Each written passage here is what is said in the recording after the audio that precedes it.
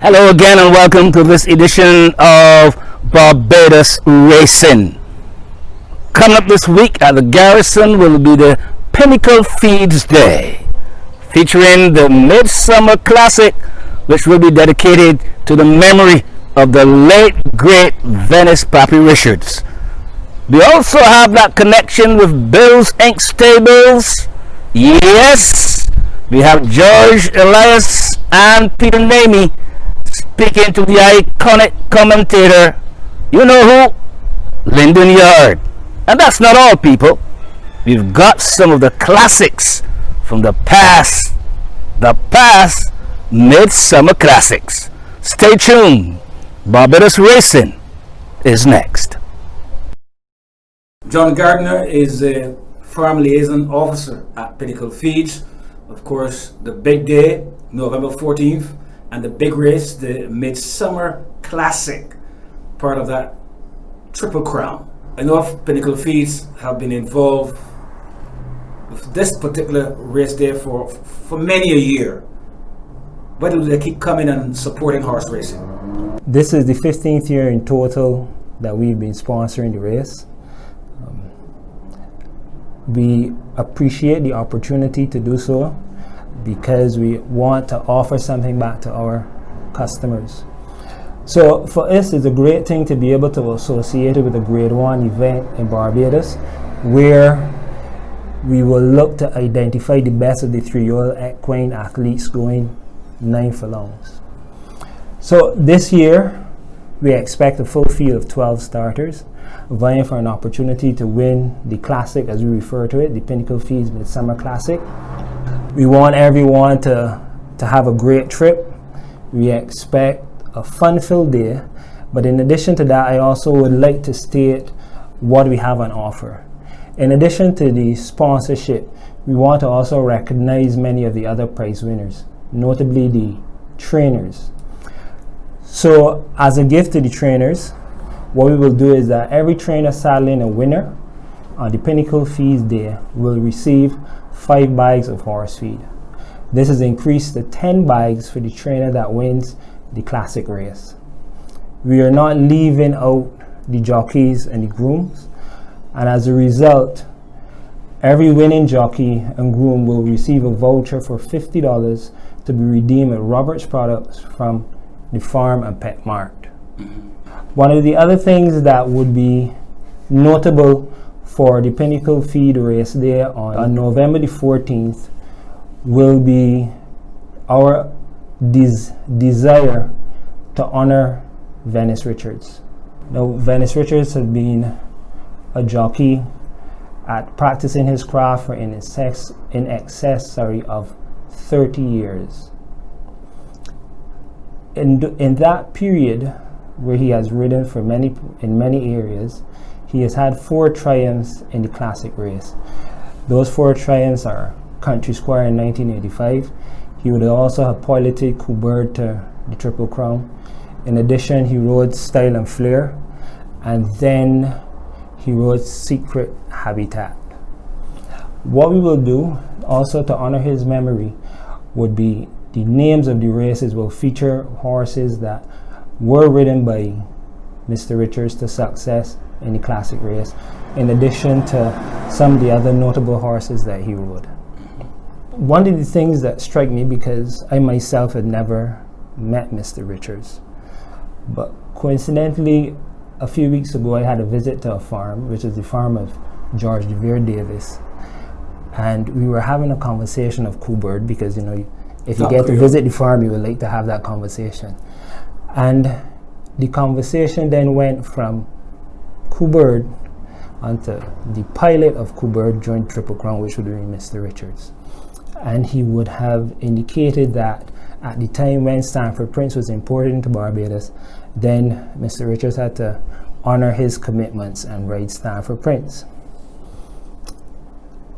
At the end of the conversation, when I left the farm, this is what I pondered on. Mr. Davis said, he didn't say Venice Richards, the outstanding jockey. He didn't say Venice Richards, who had significant exploits in the saddle. He said Venice Richards, the true gentleman. And I think this spoke highly of the character of Venice Richards. So we are pleased that the Barbados Turf Club in association with Pinnacle Feeds is taking this opportunity to honor the memory of Venice Pappy Richards. Well done by Pinnacle Feeds. A personal viewpoint, why do you think that this company is taking with horse racing?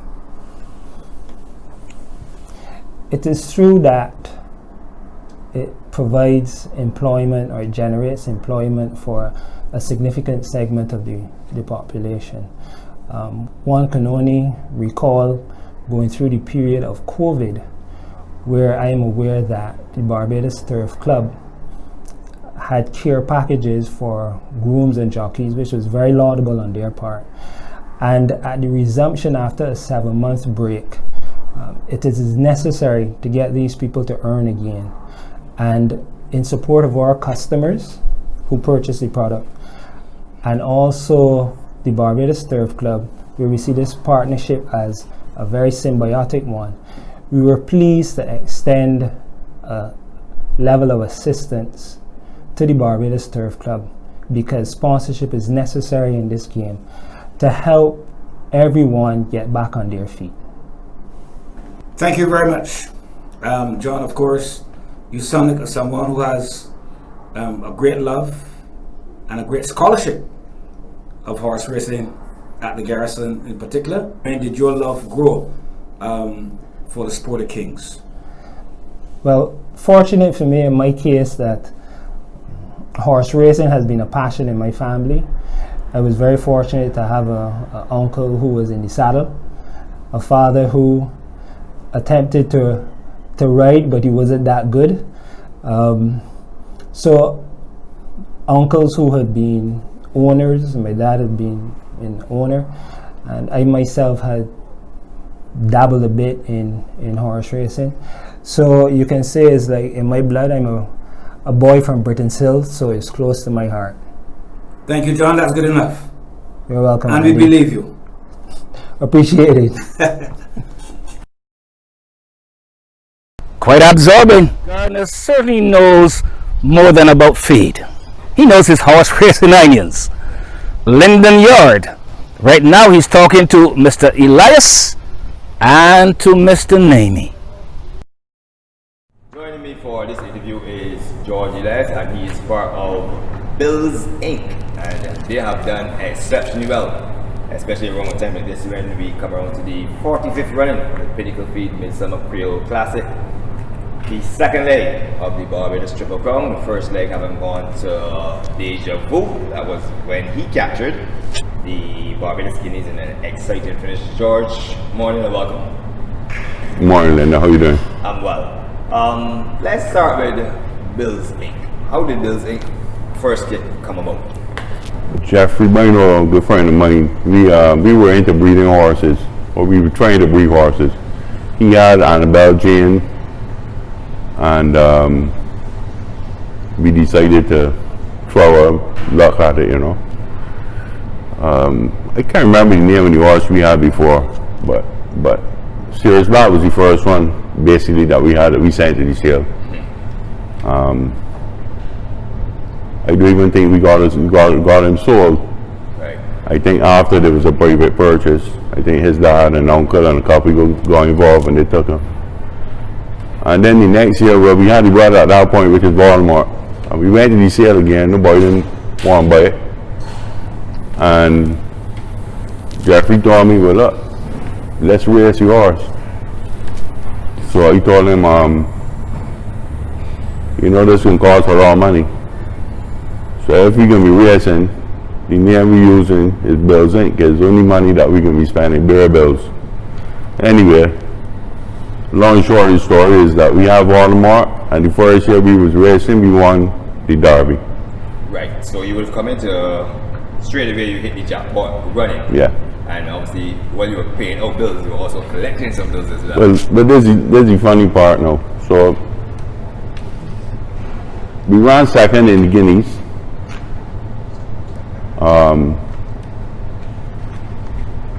He didn't have the best of trips in the MidSummer Classic. Leading up to the Derby, I think in all the 6 years I've been in racing, the hardest decision I had to make, which people would think is not really a big decision, is when Victor Cheeseman sat me down and told me we need to make a switch on Voldemort.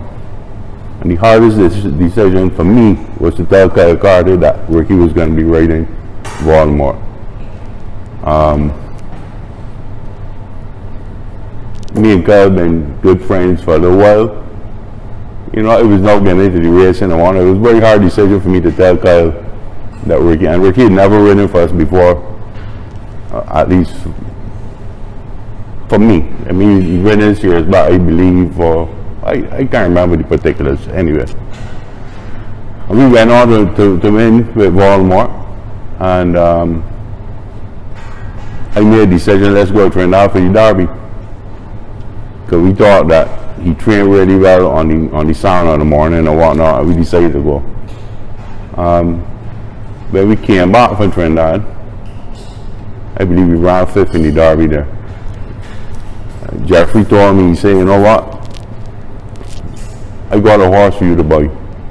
Let me introduce you to Mr. Philip Morsey and see if y'all can work something out. So I went to my wife and I told her, and she said, listen, the only way you could buy a second horse is if the first horse could buy it. Anytime the 4 horses you got can't buy another horse, you ain't getting any more horses. And that's basically how we've been going, because every time we had horses, they're done well enough that we could get other horses in the barn and that sort of thing. Originally it was me and Jeffrey Boyner. Then Philip Morsey was in it a little bit with Poet License. I had the biggest share in Poet License, but I left him involved a little bit in it. And then in, I think it was 2015 when Poet License won the Derby, that was the second year we was involved. Peter had come to Barbados, Peter Naimey, who is my partner now in Bills Inc. basically. He came and he was in horses from when I was a little boy. I always knew he had horses and what he always was into it, and he wanted to get involved in it. So that is how we went about it. You selected 3 derbies, Voldemort, and the other 2 with Poet License and Gandalf. They put you on spot, which is more special? But different. Or special would be Voldemort. Voldemort, I would never have another horse. How we feel about Voldemort. Being the first, we were going to Trinidad with Poet License in next year after she won the Derby. And basically we was going for him because we wanted him to run in a big race on the card. And he broke his foot, cannonball, training early in the morning. And everybody was telling me to euthanize him. And I decided that I would try to save his life, not even to run him again, just to be able to save him. So he would be the special one for me. The best horse I ever won, or will ever won, is Poet License, without a doubt.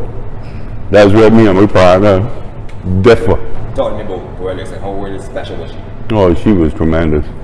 She basically ran up to the Derby in Barbados, so like the first half of the year as a 3-year-old, and she was a mare 4. I think that might go anywhere because I wanted to go on Trinidad, right? But she was not the right horse to go to Trinidad. She never trained well on the sand track. I mean, she would train, but she never enjoyed it. And all her siblings, Poetry Motion didn't like it. Gandalf really don't like it. Azukar never really liked it. They would do enough to get enough working, but they never liked it. Going to Trinidad, you know, I mean, she ran after, but she was never the same horse for me. But she was special. She had tremendous cruising speed. I think Ricky would tell you that she would be the better of the 2 between her and Gandalf. Speaking of Gandalf, you know, he's right behind you in the picture, the photo behind you. And he would have been your last Derby winner in 2018. And that would be Poet License there. Right, yeah. So side by side. Yeah. Now Gandalf would have won the Guineas, then he went on to win the MidSummer Creole Classic, which is very much common calling on Saturday coming, the 14th. Unfortunately, he was the subject of an interference during the race, and he lost that race in the stewards room. It still went to Bills Inc. anyhow, as your other half in Wave Star was elevated to the top position. Then Gandalf returned to complete the third leg, a hat trick basically of Triple Crown, or you still collected the Triple Crown, but just not with one horse. And Gandalf ran away really and truly in the 2018 Barbados Derby. He's a very good horse. Very good horse. You can see you have a lot more heart though than Poet License if we was comparing to them, but just natural talent she would be a little better. But he has a lot more heart, a lot more determination. He will run through pain a little better. All of those horses have one thing in common, in that they're all blessed with speed. They like to get the front. They like to run away from the competition. They don't like, they're not very good at sitting and stalking or running on and that sort of thing. As a matter of fact, if I'm correct, if my memory serves me correct, Gandalf was very erratic in maybe his first five starts. Yeah, for sure. Right. Once he won that first race, I think he came out 2 weeks after Gold Cup, they eventually won on him. I think that would have been his fourth or fifth start. You know, as you see him go, once he not like Bub bent off, and he figured out, all right, this is what he's supposed to do. He never really looked back. Who's the better, Gandalf or Brave Star? Two completely different horses. I think definitely as a trio, Gandalf would have been ahead of Brave Star. Unlike the pundits, we don't say who's better. We let the horses tell us when they're ready, where they want to go, and we put them in the races and let them run. Okay, so let's assume that all things go well in the next few months. They will tell us where they're going to be running Gold Cup there. Explain to me, what was it feeling like to have won in one way and still to lose it and still get it back the other way? Well, he's always happy to win, but Gandalf proved that he was the best horse and he did. Up to now, nobody can tell me that Gandalf did anything wrong in that race. Okay, and many people have had opinions on it, which is fine. A decision was made. I'm not happy about it. Okay, but there's nothing you can do about it now. Okay, and you know, the pundits are the pundits. Everybody will have opinion. I try not to listen to too much chatter, even though sometimes it's take me off a little bit, but you know, that's how it goes. How do you see the race evolving? Well, is to me is a good thing. You know, how they deal with it, you know, is another question. The maintenance of it and whatnot, which should be done. But to me, it can be a harm to the industry. The purists would say run on a Saturday during the day. People that travel a lot and watch a lot of racing and things, like racing is part of racing all over the world. So, I mean, we in 2020, we're not back in the 70s now, you know. Right. So you gotta be a little bit more progressive. The Turf Club trying the best. We're limited funds, I would assume, or tight budgets. But they're trying something, we gotta support them. Because that's the only way that racing gonna go forward. If we keep tearing down everything that the Turf Club tries to do, then where will racing go? But yet still, racing Barbados is not just the Turf Club, it's all of us in it. You know, it's a big industry. You know, it employs a lot of people. So it can't be their way and right away. But we gotta work together, and we gotta be understanding with one another, and I think it's gonna work. Okay, thanks a lot. We're joined by Peter Naimey, and he is the other half of building a critical part. He's more on the ground, more with the horses 24/7. Peter, welcome.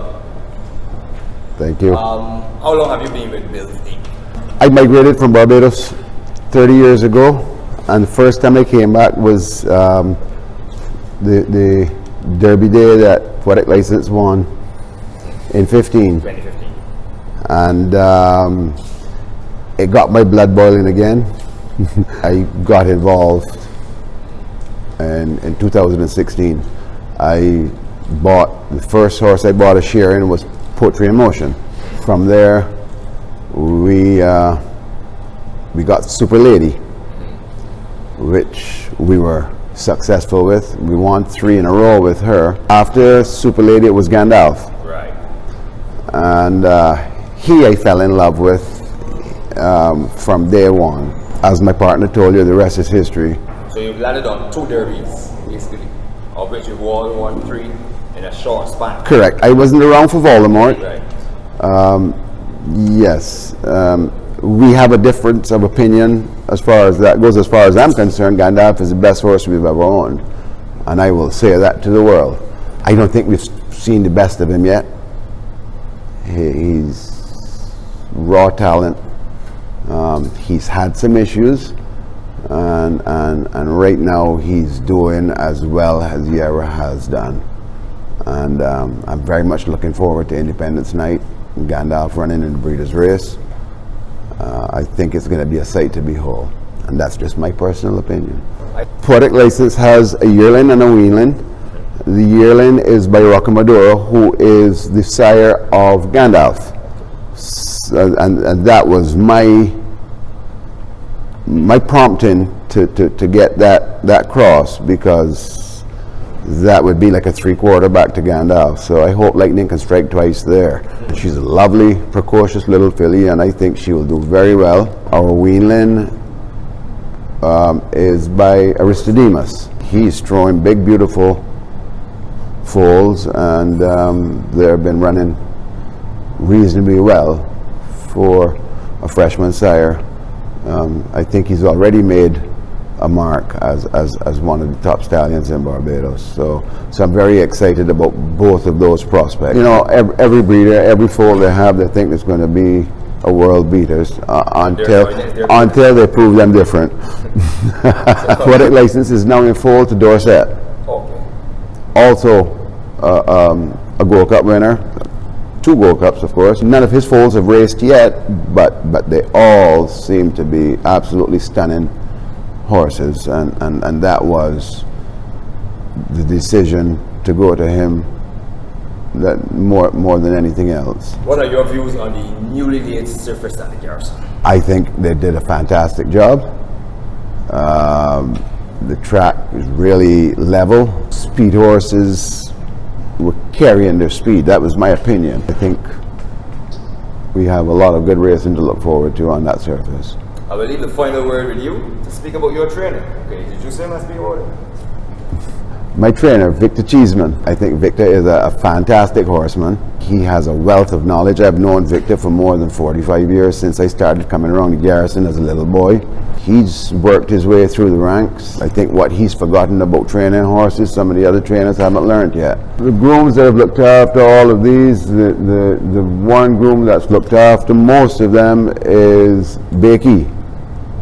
And I wouldn't trade him for the world. Top groom, top horseman, and most importantly, he loves animals, and that's necessary to round the package out. Started just waiting for them to settle. The red flag is raised there, final running for the 2014 edition of the Massey United Insurance Barbados Derby, and already from box number 6, Joshua goes to the lead. On the inside is the race favourite, that one is Noble Intent. Also on the pace early is John Vera. Another 2 lengths to back, to one traveller on the outside is Super Lady, who has Lavani. That's the top 5.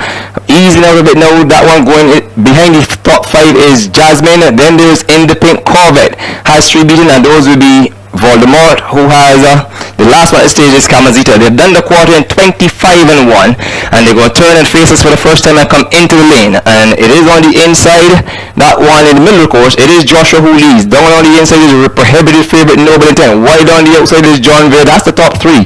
In between horses is Super Lady. Wide on the outside is Lavani. Relegated on the inside in 5th, 6th position. That one is 9.69.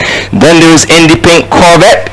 Then there is another Voldemort, Jasmine, and Kamazita. The half has come up in 51 flat as they go towards the 5.5 furlong pole, and it continues to be Joshua who leads on the Kenny John. On the outside is John Vere. Then there's Noble Intent, Dean Springer.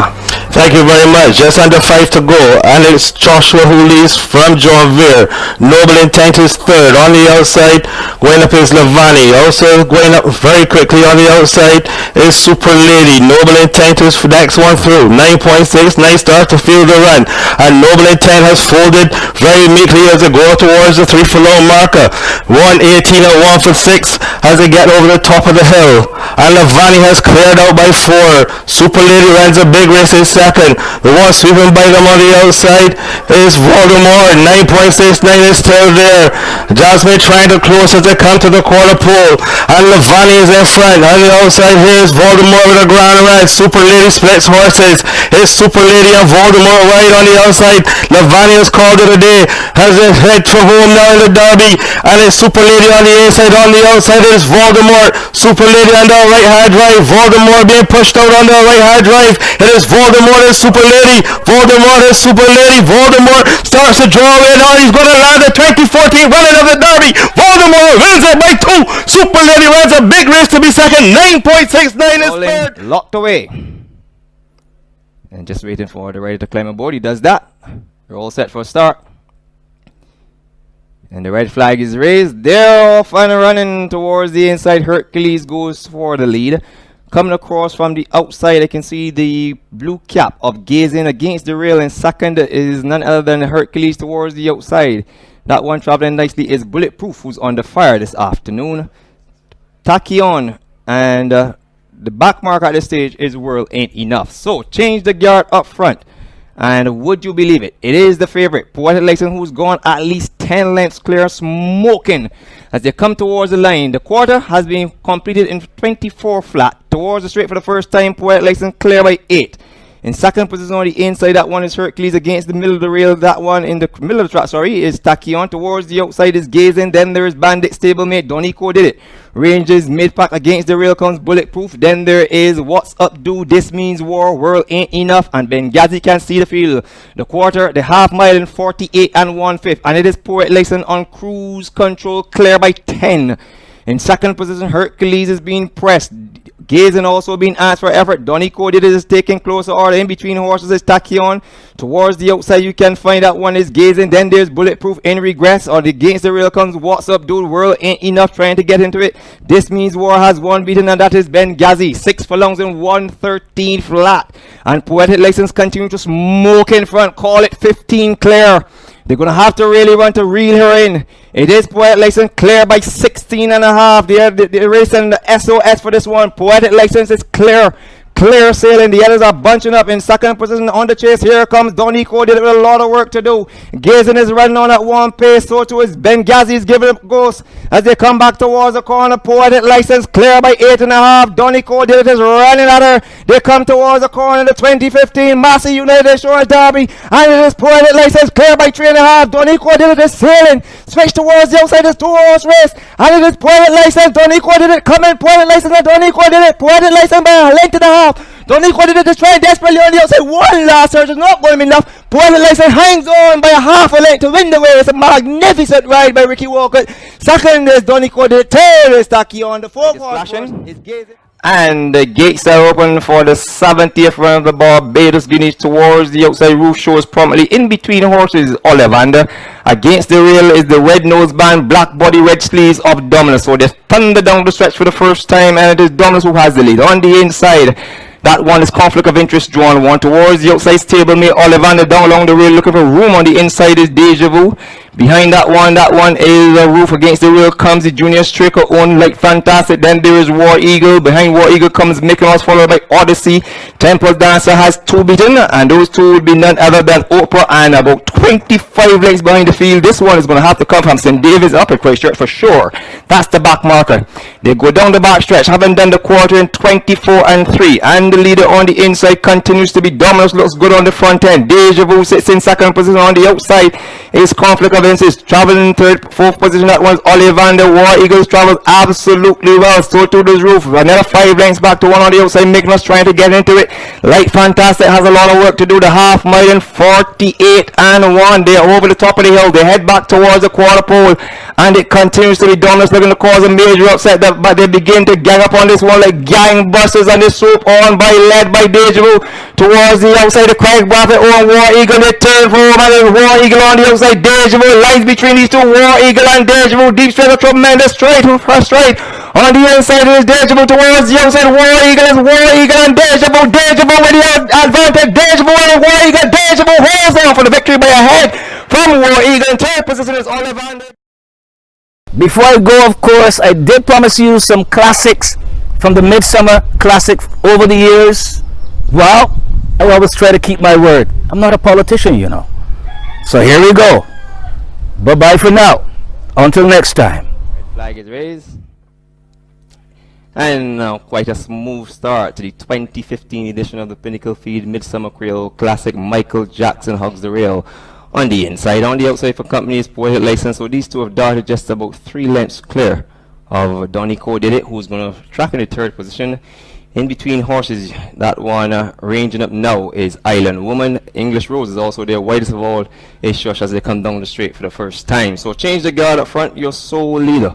As expected, it is Poetic License who leads by a length and a half. Michael Jackson is going to rate in the second position. Donico Did It races in third. Against the rail comes English Rose. The quarter in 24 and 3/5 as they go around the paddock bend. It is Poetic License who leads by 2 lengths. In second position, Michael Jackson. Against the rail in fourth is English Rose. Ahead of that, you find Donico Did It one ranging up on the outside. That one and not quite picking up is Shush. In between horses is Bandit. Against the rail comes Summer Again. Then you have Island Woman, and she has one tailed off at the moment, and that is This Means War. The half mile has been cut out in 49 flat, and it continues to be Poetic License who leads by 2 lengths.